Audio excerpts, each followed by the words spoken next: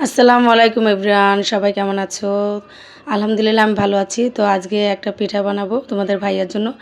যেহেতু সে অনেক দিন পর কাজ থেকে আসছে, তো কিছুদিন আগেই সে আমার কাছে পাটিসাপটা পিঠা খেতে চেয়েছিলো, তার জন্য আজকে বানাবো।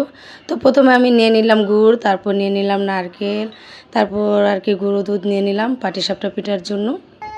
তো সবগুলো উপকরণ নেওয়া শেষ, এখন আমি চলে যাব পিঠা বানাতে।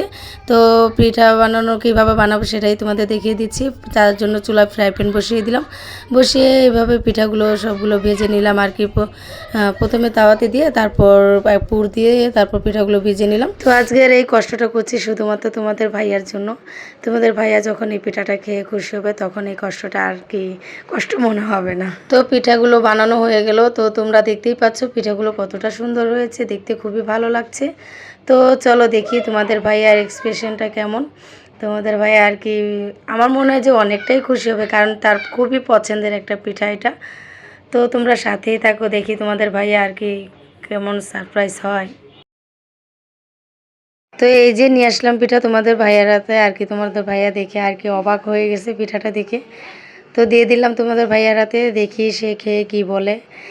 আমি অপেক্ষা করতেছিলাম যে আল্লাহ কী যেন কী বলে, পিঠাটা ভালো হলো কি না।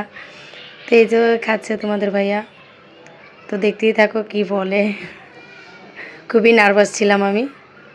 ও বলে দিচ্ছে তোমাদের ভাই আর কি খুবই মজা হয়েছে বলতেছে আর কি, আমাকে সে বারবার বলতেছিল খুবই মজা হয়েছে পিঠাটা, আরও এটা তার খুবই পছন্দের পিঠা।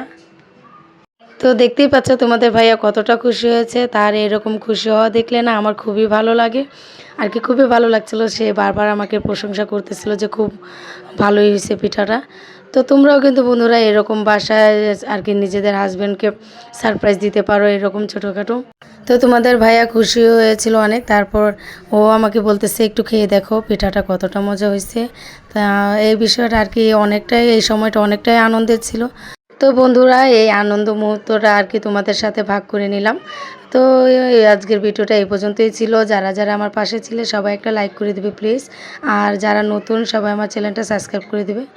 তো আজকের মতো বিদায় নিচ্ছি বন্ধুরা, সবাই ভালো থাকবে, সুস্থ থাকবে, আল্লাহ হাফেজ।